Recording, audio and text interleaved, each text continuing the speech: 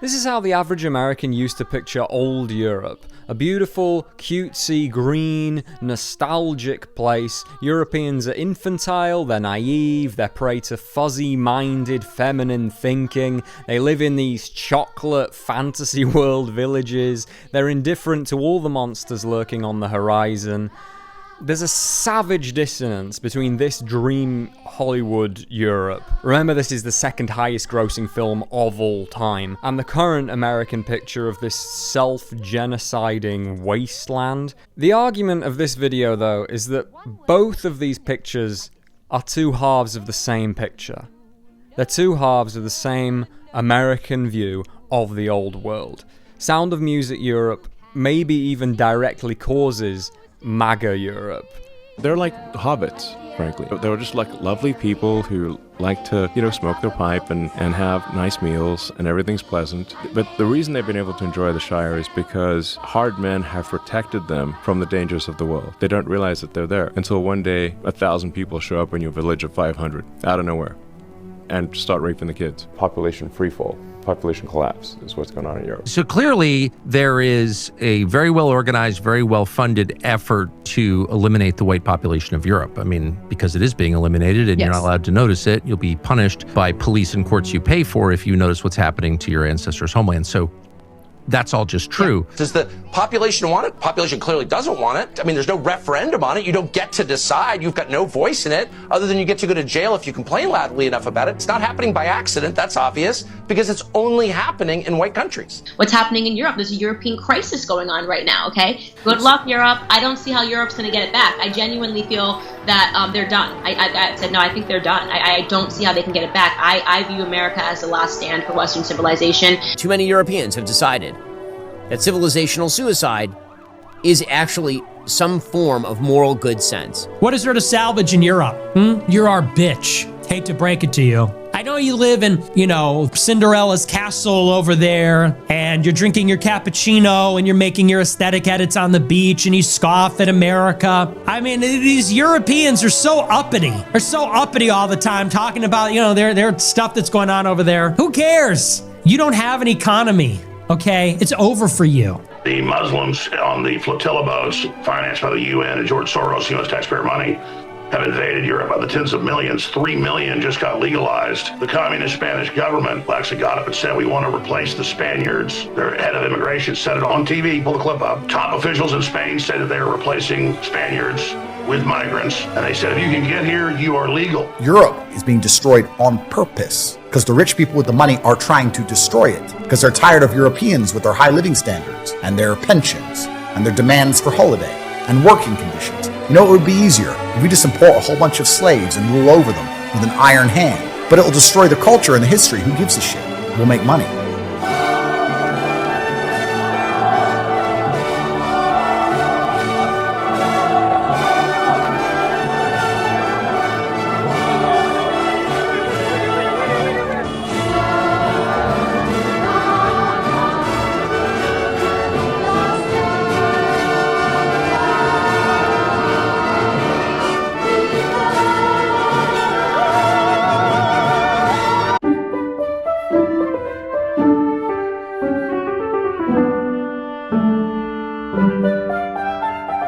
Solomon and Smith. We're on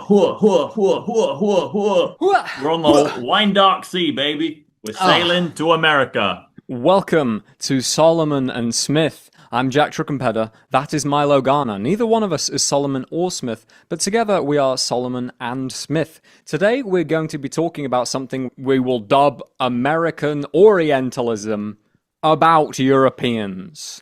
What? Huh? You say to yourself? Don't make no sense, there.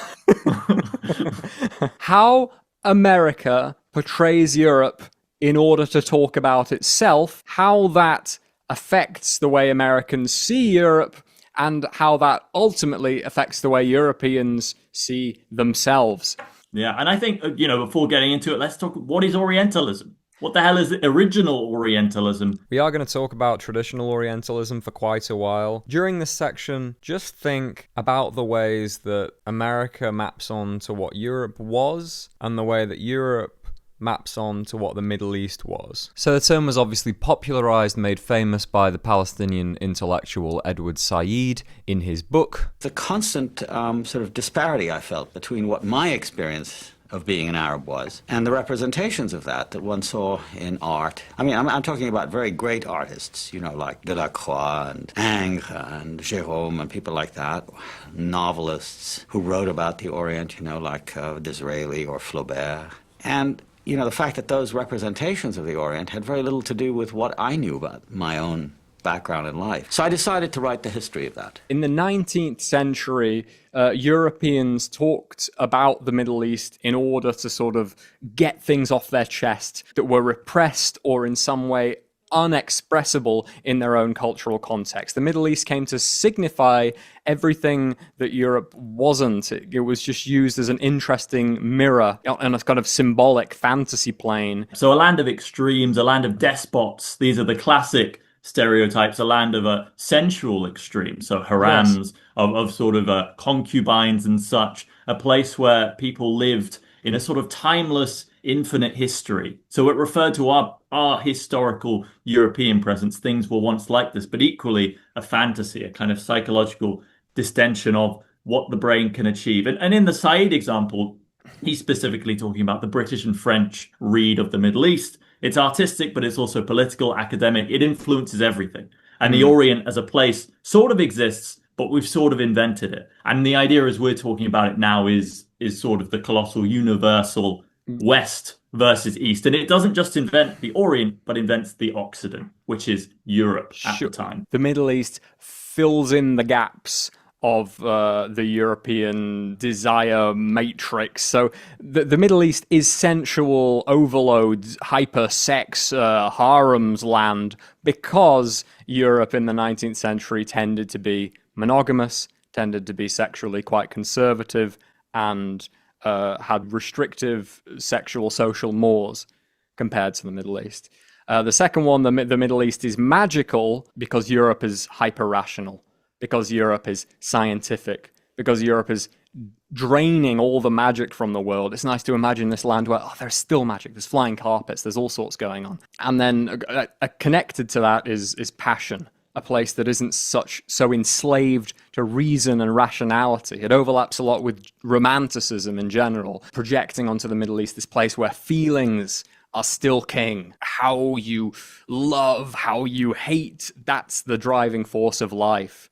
Not these, and that's where you get the despotism as well. It's the extremity of power, of force, of authority, rather than these now developing forms of European governance, which are very bureaucratic, very interwoven, very constitutional. They think, but there is a land where the great Sultan is king of all, and then everyone else are his slaves. But it's this huge disparity, this huge extremity. How can we feel what we have lost? Because you think of European sort of their vision of medieval history in Europe, not quite so sensual, not quite so unloosed, which is slightly, I think, to do with colonial adventuring, to do with, men who would become like Lawrence of Arabia, right? Traveling out there and realizing, the rules back there don't apply. Yes. The rules that kept, because now we're in a new place, we're creating a new country. It's almost like, finding the Americas, but in a different way, because the Americas are new, ignoring those people who happen to be there.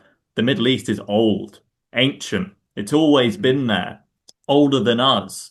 And it's never changed, unchanging, unchangeable. The sand, the infinite sand, Ozymandias coming out. Who was this guy? We'll never know. Exactly. And then that picture created during the height of the colonial era, during the height of Europe's global domination, actual real world political policies towards the Middle East. The British Palestine Mandate, Sykes-Picot, the whole history of the Middle East. It has some of this fantasy world language baked into it, and these psychologically driven kind of fairy stories.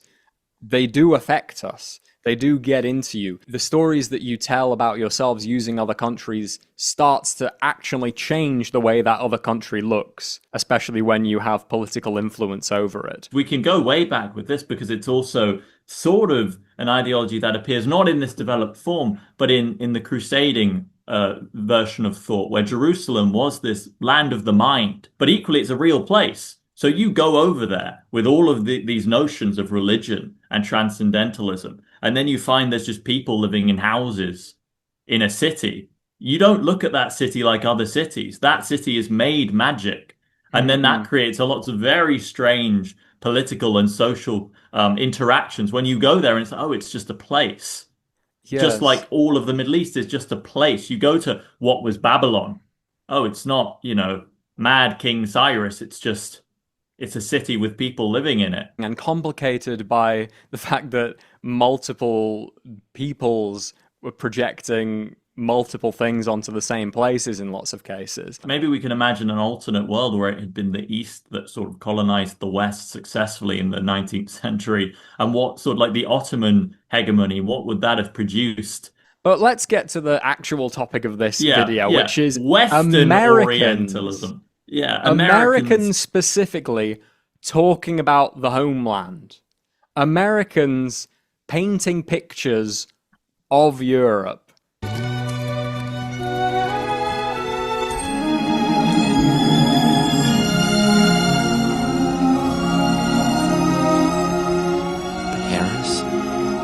All this time, I've been underneath Paris? Wow. It's beautiful. For just such breathtaking scenes of beauty, CinemaScope was created, as it takes you for the first time into fabled, fabulous Italy. Nothing but CinemaScope could capture such tremendous breadth and scope. All the splendor of St. Peter's, Baroque palaces, the Borghese Gardens, the Grand Canals of Venice, the glories of Rome. It's another East. It's another East. For them, it's their East. It's technically Orientalism because it goes east. Yeah.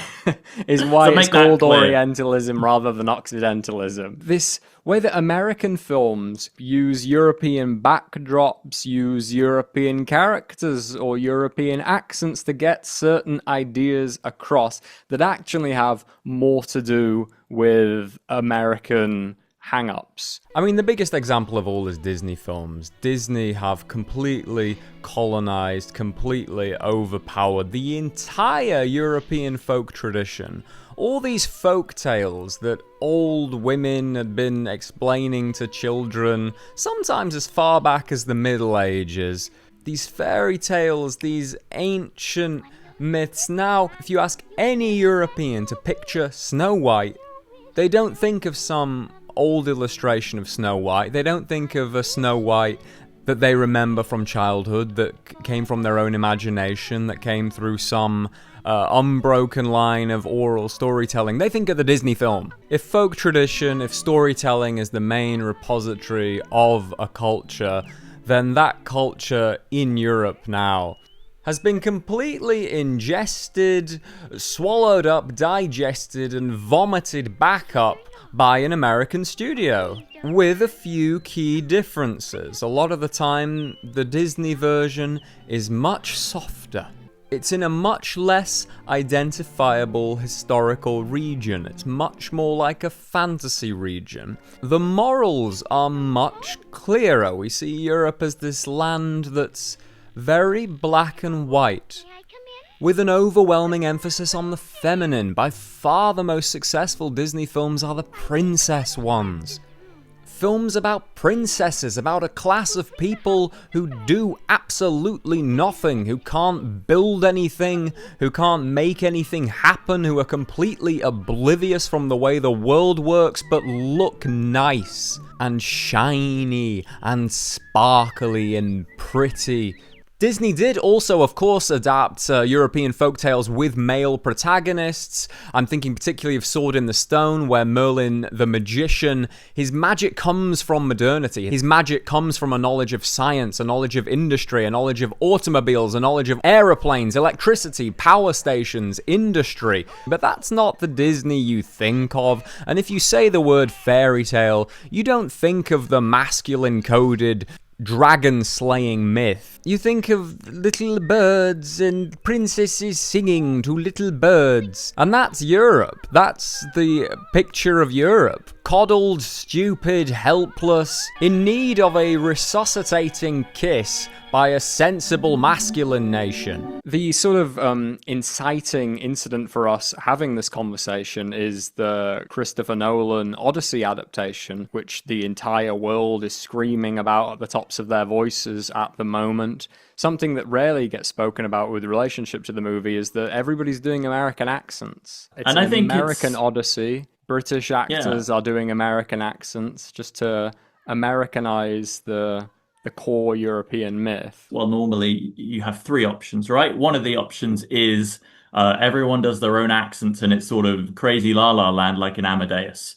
Someone's British, someone's American, they're all meant to be Austrians and Germans and Italians. Another way you can do it is everyone does historical accents. Everyone's sort of, if it's set in World War II Germany, everyone's doing a German sort of, hello, I am pretending to be German speaking English. And then the classic example, the one we sort of know and love, the one that you really expect, is you do a posh English voice. This stands in for all history. This is the register of the past. You give it to Gladiator, any Roman has to be posh English. And then fantasy history. Legolas. Would an elf speak with an English accent in Tolkien's Legendarium? Would the elvish language give you a posh English? No, it wouldn't. But could we imagine Legolas with any other kind of voice? What if he had an Italian accent? That would be kind of freaky. If all the elves had Italian accents, it would be a bit freaky. This is just the register, particularly in America, but also in Britain, we have developed to say old. Because if British is relatively old language, America is new. If you give everyone an American accent, you feel like you're in the now, you feel skyscrapers, you're in the city, you're in the internet. That's what the American accent pertains to. And then we get this Odyssey film, which is, supposedly set in ancient Greece, as old as you can get, pretty much. And yet Nolan, who is American and English, he's a bit of both, tells his English actors, you know what, you guys are all going to do American. Tom Holland, do your Spider-Man voice. And what is he doing here? What is he doing? One argument is that he's just bringing us closer, because the English register is a distancing effect for the American audience. It's like, this is old, you're far from it. This is an old world, things are different, so they speak differently, and you can respect they're from the old world. Whereas Nolan's saying, how about get as close as possible? Not only the dialogue, but the accents, but the dialogue. It's very, very direct, very clear, very Americanized. He's saying, what about the psychology of this ancient hero is of the American now? But equally, I think as you say, it is important that it is American, that he is talking about America. This is not a film about ancient Greece or about modern Greece. It has almost nothing to say about the ancient world. This isn't an error. This is the point. And I think by giving them American accents, it's almost acknowledging this directly. It's almost saying, in Oppenheimer, they were speaking in American accents because they were American. In the Odyssey, they're speaking with American accents because it's about America. It is this fantastical, timeless, ancient past. The costuming is all ridiculous. None of it is Mycenaean Greece, intentionally. None of it is from Mycenaean Greece. This is almost the self-aware Orientalist American classic. This is the one saying, look, you're going to look at all these dudes with the horsehair plumes and the Trojan horses and the swords, but what you're going to think about are men who went to the Middle East and burnt down a city and came home and found that their moral compasses had destroyed their whole civilization, which isn't really what happens in the Odyssey. It isn't really what happened to ancient Greece, but it might be a comment on what happened somewhere else. But I think before maybe we get into that, we can just mention some other examples of this phenomenon in general. I had a little list that started with Chitty Chitty Bang Bang, going to this place called Bulgaria, a kind of Bavaria-Bulgaria combo land of ludicrous Austrian, German, European, Central European characters in their crazy, slightly sexualized fantasia and cobblestone streets, and you lose yourself in this infinite past land. Beautiful, fragrant. We don't have this in America. We don't have this sort of charming umbrella society, but we're curious about it. At the same time, though, it looks completely helpless, completely decaying, old, outdated. These soldiers have absolutely no chance of fending off an actual invasion. It's stuck in old ways that no longer work in modernity. Where are the factories? Where's the production? Where's the economy? It's trapped in this old, hokey mindset and is completely oblivious to the future. Europe's a place where living is easy and pleasant, but it's a place that a self-respecting American would only go really to die. Living is easy, the living is high. All good Americans should come here to die. To fall in love or to die. Those are the two uses of Europe to a modern American. The Sound of Music is a really good, like, sort of staging ground for what America is not, for this kind of a land of extremes. In terms, you get the Nazis and then you get the nice dancing on hills. It's interesting, as someone that's actually spent quite a bit of his adult life in Sound of Music land, in Central European mountain landscapes, that still, even now, when I look at them, they're double exposed a little bit with the picture of them that was burned into my head by watching The Sound of Music as a child. The fake version feels realer than the real version. It has that benefit of being your first impression and therefore sort of the objective baseline impression. Yes, this is Venice. A lot of the time, the romantic picture also feels like it's tapping into a deeper kind of spiritual truth about the place. Venice, for example, ought to look like this trailer for a 50s film set in Venice. It shouldn't look the way it actually looks. This is the real one. This one that is only accessible to us through films. We're in Venice. Yes, we've arrived. Now, where would you like to go next? France? England? Russia? Switzerland. Switzerland. Excuse me a moment while I talk with the engineer. I think of this scene in Letter from an Unknown Woman, which is filmed in Hollywood. It's meant to be Vienna. These two characters are meant to be in Vienna, but they're on a sort of theme park ride in Vienna where different European landscapes are being rolled sort of behind them. Different mock European landscapes pass them by. And that's sort of what I feel like Hollywood has done to the way I actually look at European landscape. When I look at the real Swiss mountainside going by, it's not too dissimilar from Louis Jourdan and Joan Fontaine looking at these paintings going by.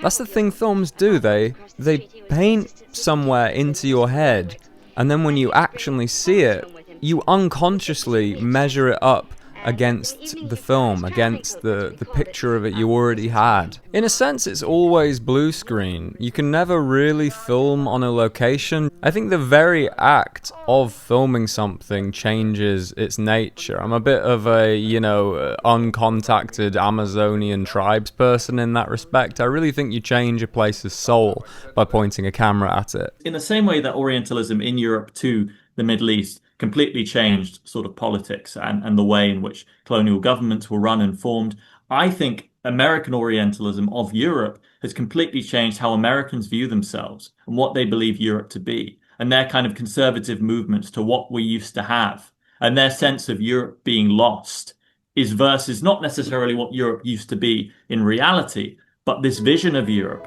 that has been created for them through the movies or through culture. They see this massive discrepancy because, of course, previously we weren't so vividly aware of what was going on elsewhere. There was this gap. There was a sense like information trickled through the right channels.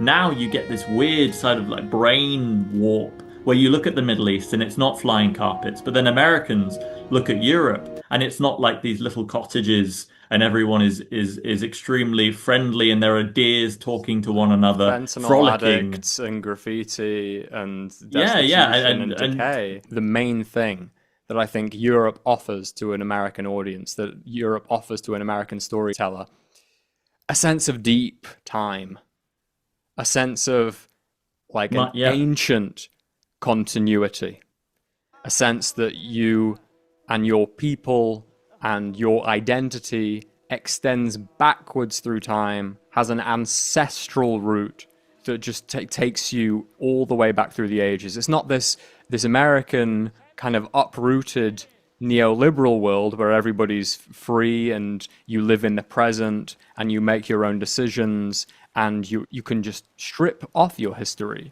You can strip off your identity and just become American.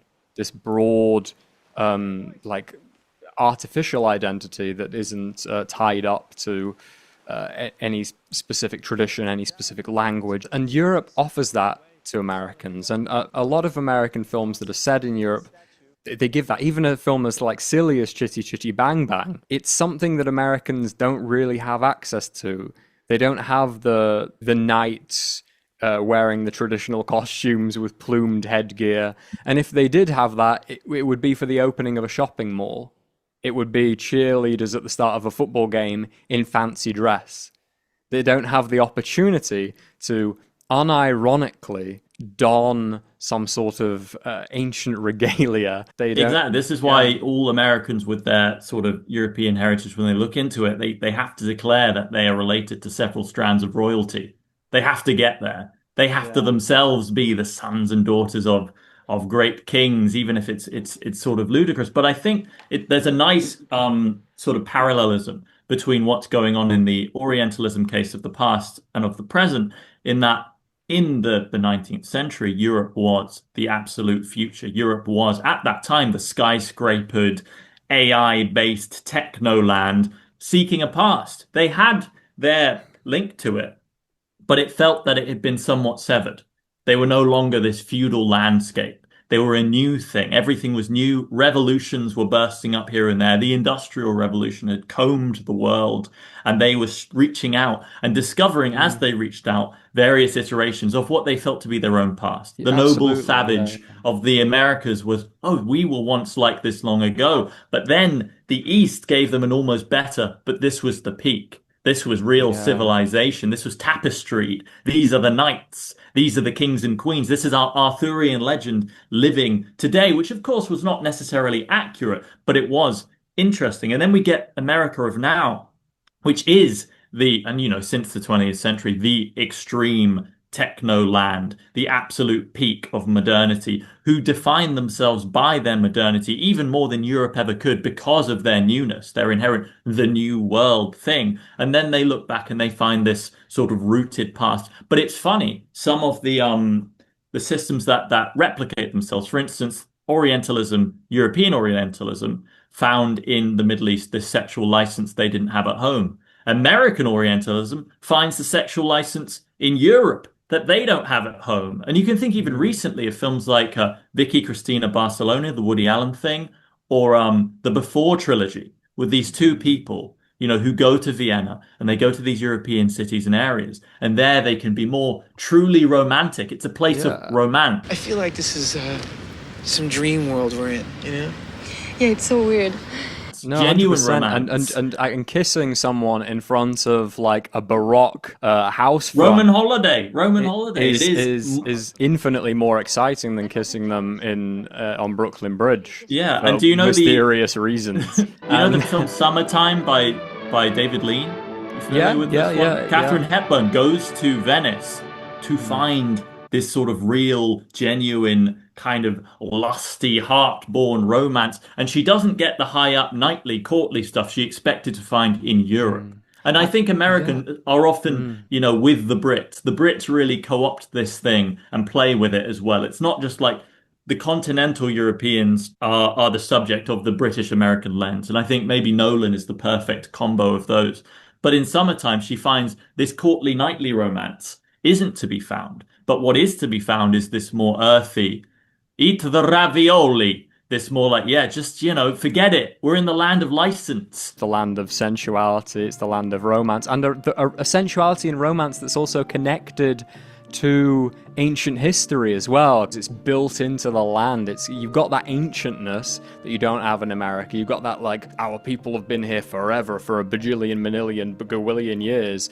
And it's also the place of sexual bliss and excess and romance. Yeah. There is this cross-hatching of truth throughout, which is the the thing that confounds everything. Like even in the Eastern Orientalism, there are some details. You know, some of them do wear turbans. They do have a big carpet-based culture. Some of this stuff is real. They just have like carpets, it's true, yeah. Whereas in Europe, there are, you know, it was true that not all of it, but many parts of Europe were more sexually liberal than many parts of, like, especially small-town America. Yeah, and there's all kinds, you know, we could talk about Black Narcissus from the specifically British point of view, where a load of nuns go to India and become sex-crazed lunatic lesbians, which is just what happens when you send these kind of conservative, restricted Europeans into the land of true mind, in the land of true desire. And there's sort of countless examples. Sex and the City 2, they all go to Abu Dhabi.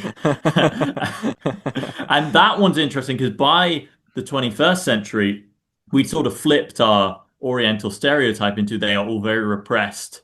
They cannot express their sexuality or sensuality. Yeah, no, it's true. It's now like it's caught up. We are the sensually open. We're the crazy sex guys now. And connected to this is this whole idea that European women are just more sexually exploitable. They're more sexually naive. Because European men are these wimps, these pussies who won't, you know, ever do anything, Americans often project this naivete on them. Like, they don't really know how dangerous men can be, what beasts these non-European men can be. They're actually putting themselves in extreme peril, which I think is a much more American anxiety, the anxiety over female sexual purity, I suppose. So in the classic American plot of a bunch of Americans go to Europe and all become extremely libidinous, there is a sort of warning built into it. A warning that there is just a bit too much Eros in the air over here, and it could cloud your mind, stop you making great business deals. Salon, dégueulasse! Je vous déteste! Oh, chérie. This must be the place. There's also this warning that especially women are going to be liable to brainwashing in Europe. You send a woman over to Europe, you know, a woman with her head on her shoulders, and she's gonna start getting into existentialism and communism. I want to see the den of thinking men, like Jean-Paul Sartre. I must philosophize with all the guys around Montmartre. We think freely here. If a girl wants to dance with a man, she asks him. We're not inhibited by outmoded social conventions. I can see that. As a matter of fact, I rather feel like expressing myself now. And I could certainly use a release. She's gonna become like a complete blood-sucking feminist, hammer and sickle revolutionary doing weird art installations. She's gonna become like a weird beatnik. Just protect your women from these mental European sort of degenerate intellectuals who are gonna brainwash your women. They're gonna turn your women into sort of turtleneck wearing, blue-haired, you know, Judith Butler quoting freaks. Keep them the hell away from here. But I think an interesting difference while we talk about the parallels is some of this maybe pre-World War II origin, which is when we, you know, especially in the film industry, which we can focus on, you've got a lot of émigrés. You've got a lot of particularly German speakers who come over. Yeah, absolutely. And most especially Jews. The picture of Europe is a very Jewish picture, not necessarily a nationalist people. Jews are much less nationalistic than Europeans, especially in the 19th century. And the picture of Europe does have one with quite loose borders. Think specifically to the case of Erich von Stroheim, you know, the magisterial liar of the film industry, pretended he was this Austrian nobleman who'd fought in the Balkans and so on, was in fact like an Austro-Jewish cab driver with the accent to match. But the Americans bought it. But his films are all based in this fantastic reimagining of aristocratic Vienna.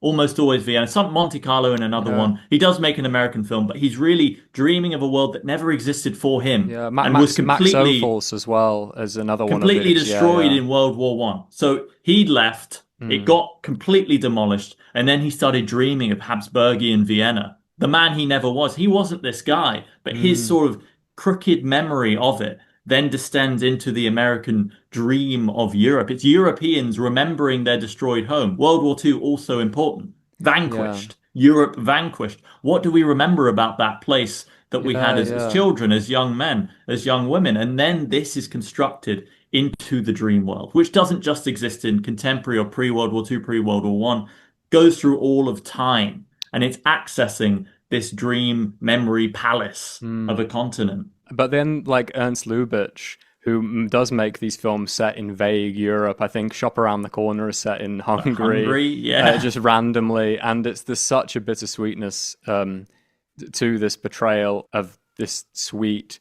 old-timey, cute Hungarian town life, trying to replicate the kind of society that's been destroyed, that's been lost. And I think Shop Around the Corner is 40, so it's like in medias res. But then this is the first phase of the actual born in Europe people doing this. But obviously then their descendants are the people who never went there or, never lived there. But they're seeing these movies, and this is it's in the same way that 1001 Nights travels to Europe, and all of these sort of Arabian or Arabic or Persian stories travel over to Europe. And then the first generation is kind of like legitimate academia, like, oh, this is an interesting thing.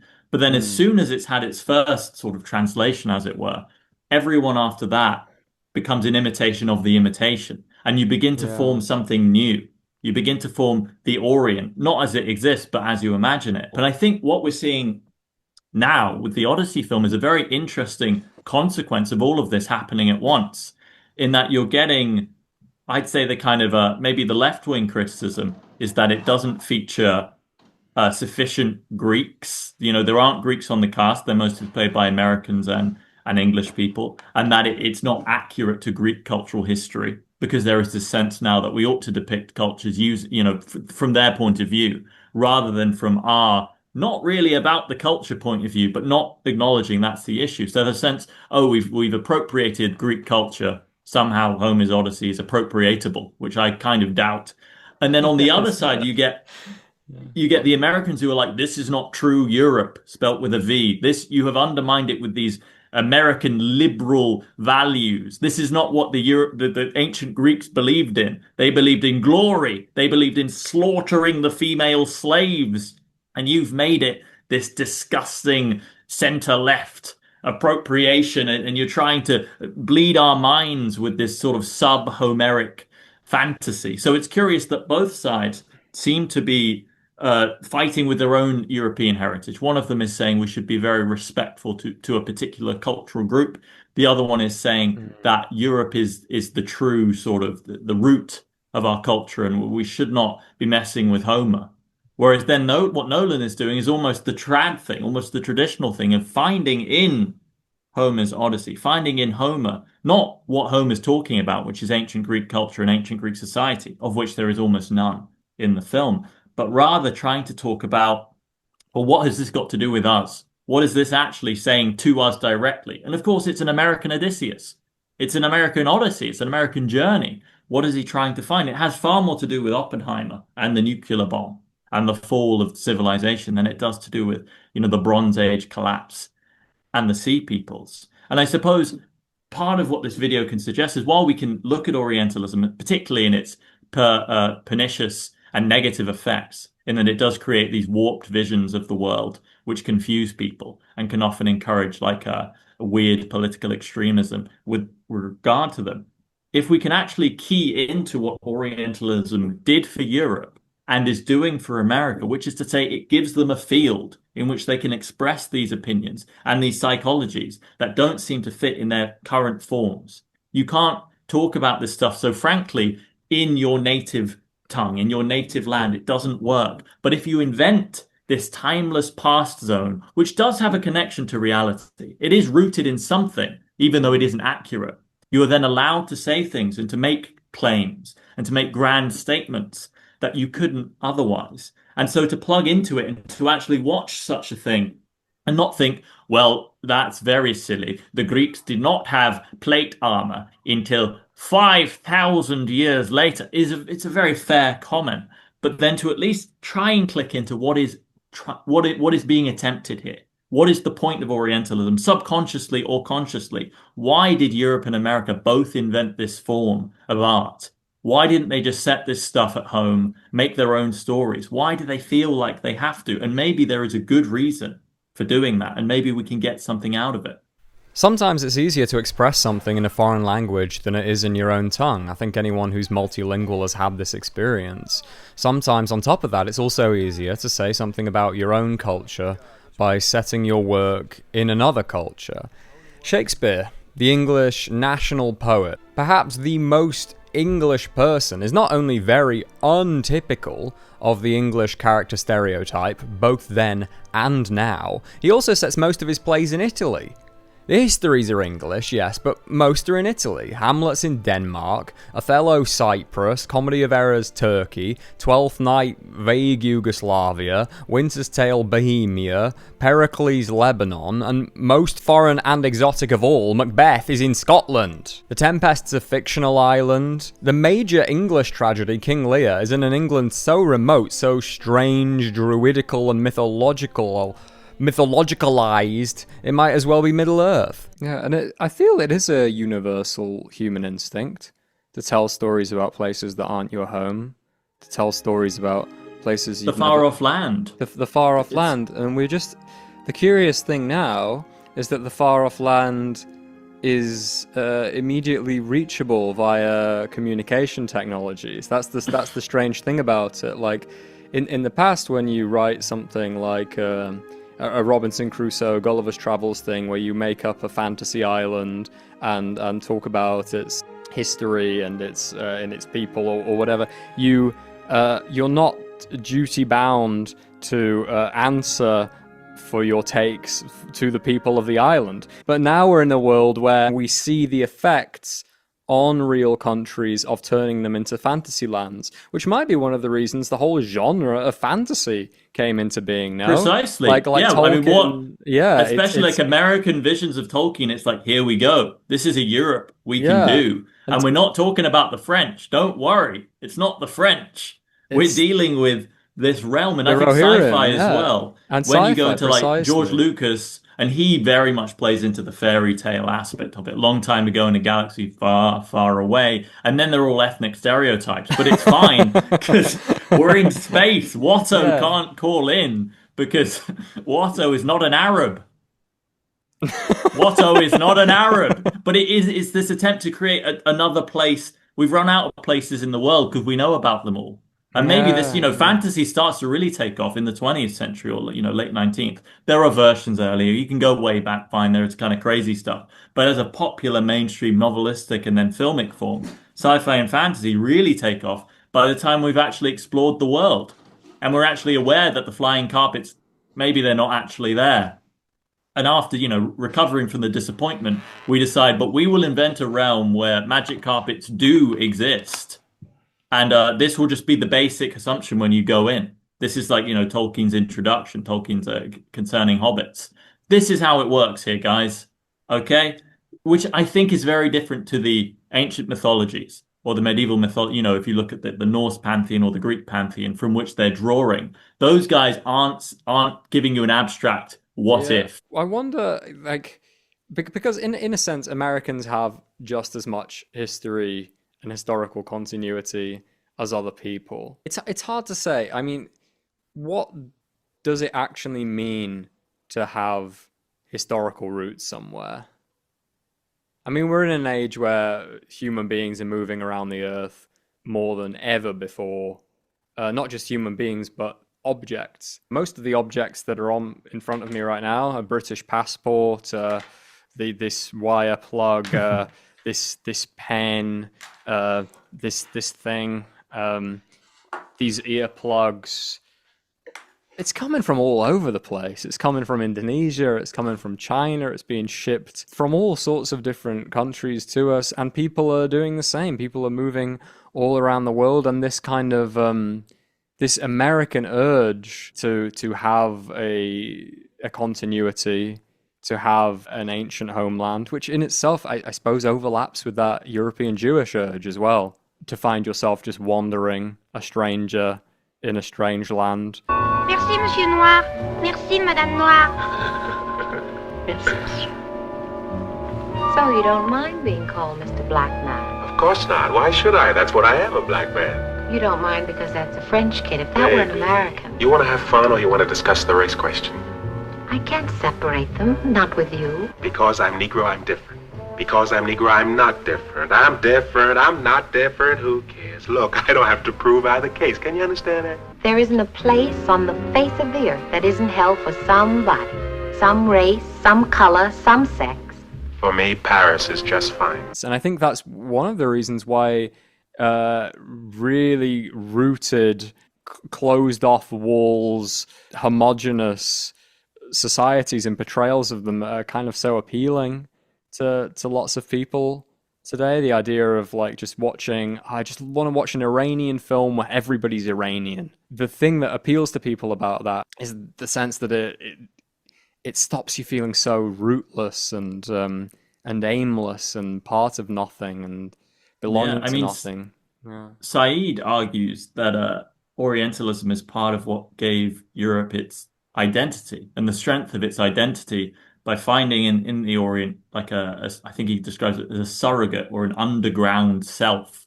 But it is this thing. If we've got an Orient, we've got an Occident.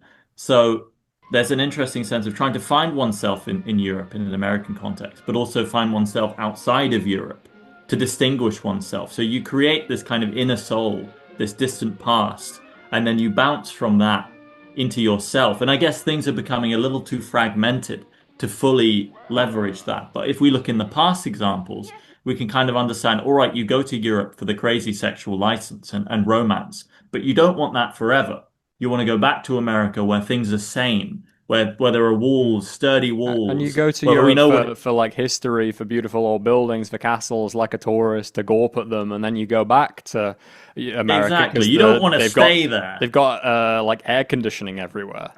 Yeah, you're always heading back home. After you leave the cinema, often if it's Americans in a foreign place, often the characters will head back home. I'm pretty sure Call Me By Your Name ends with like going back home. And it's a kind of thing. It's not that they want to build Europe in America necessarily. I mean, maybe this is slightly changing, but the sense that to sort of leap into this zone, just in the same way that the European Orientalists want to get out that primordial element of them that they may be losing or they might have lost sight of. But equally, they don't want to live in the land of despots and slaves. They don't actually, it's not like we desire it so much. It's just that it's an outlet. It's a way to express what is being European by finding the place where you're allowed to say the things you're perhaps not allowed to say, but not then to say, and we wish it was like this. And so by going over there, you also see, the calamity, the extremity, but you take something away from it. And that thing you take away, I suppose you integrate into what is the developing American or European identity. Who are we? Well, we're not them. The easiest way to say what you are is to find what you're not, which is not entirely, it's not like, and we're not that and we hate it all. We're not that, but isn't that nice? Isn't Venice nice? Like the film, what is it, Top Hat with Fred Astaire? Yeah. Where they go to like a completely set-built Venice. It's like inside, but it's outside because it's so clearly a set. And they're having this crazy, all these dance routines in this theme park, this Europe theme park, which I guess maybe is a good representation of Venice. Yeah. And it's again stealing a little bit of that luster, but it is just a soundstage. It is just a dream. They don't want the smell. Greece has a bit of an ambiguous territory here in that it is traditional, the bulwark of the West and kind of the root of the West. But equally, especially into the 19th century, it was a place maybe with more in common with what we would call the East, Anatolia, Ottoman Empire. And then you had people like Byron going over there going like, hang on, where's all of the beautiful nude boys and whitewashed statues? You've just got all these kind of, Greek peasants wondering what's happened, because the British had done the Orientalist thing, maybe even before the Orientalism of the Middle East, on the Greeks. They had created this idea. I think it predates the British, and I think the Romans now. I think the Aeneid is Orientalism. Let's go all the way back. I think the Iliad is Orientalism. Two Mycenaean Greeks by some other dude coming hundreds of years later. Yeah. Yeah, because Greece is the great palimpsest of people just applying on it their foundational ultimate ideals and then inventing a new one. Like Roman pietas is not the ideal of Homer. the Romans didn't even like Odysseus that much. They thought he was a bit of a crook. So they invented a better hero for the same story. Tennyson takes Odysseus who wants to come home. There is a level to which he does want to come home and be with his wife and rule Ithaca, and then finds in him this kind of infinite explorer, this sort of colonial man who wants to go forever west, who wants to travel and journey and live and experience, doesn't want to go home. He's like the British Empire. He's like, no, we're done with Britain. We're done with England. Let's discover the universe. Let's discover the world. That's not accurate, right? But it's saying something. It's orientalizing, like colonizing again and again and again this Greek hero to say something about the present. But I think it's sort of almost a wonderful thing that the Odyssey in particular, but maybe more than Greek culture, which then I think is, there's all sorts of marbles that are in the wrong rooms thanks to this. But if we take the Odyssey in particular as a sort of palimpsest artwork that every culture can apply itself onto, completely sort of corrupting its intention. It's no longer really, there are fragments of Homer, just like Orientalism they had carpets. There are fragments of real Homer in there, but every culture that borrows it and rewrites it puts upon it itself necessarily, even when it's trying to be very accurate. But the ones that don't try to be accurate, like Joyce, these are the best ones because they take something of this immortal structure, but then they fling onto it contemporary, the present, the now, that we find, okay, it's not about ancient Greeks. It's not about, especially not about the Bronze Age. It's got nothing to say about the Bronze Age. But that's not, we don't say, well, Tennyson's poem sucks because that's completely nothing to do with the Bronze Age, you moron. Exactly. Yeah, and it's not even in Greek. It's that, the point is, let's take it. And without stealing all of their marbles, if we can do this, if we can take the poem, transform it, but not decide this is a justification to just steal the Acropolis, that would be a beautiful world we're living in. Maybe this is Nolan's achievement. They will not, after watching the film, go to Greece and sort of peel up the country and take it home, saying, well, I suppose this is us now. I like the idea that the Elgin marbles belong in precisely the coordinate in space where they were grafted. Like, because actually, like with the way the Earth spins, at some times, surely the British Museum is the precise point that the Elgin marbles were. This is the argument George Osborne gives to the Greek Parliament. Guys, you got to think about it. At some point, they're like, due to the curvature of the Earth, like the plate, the specific coordinate, like space-time coordinate, where the Elgin marbles were created, was directly inside the British Museum.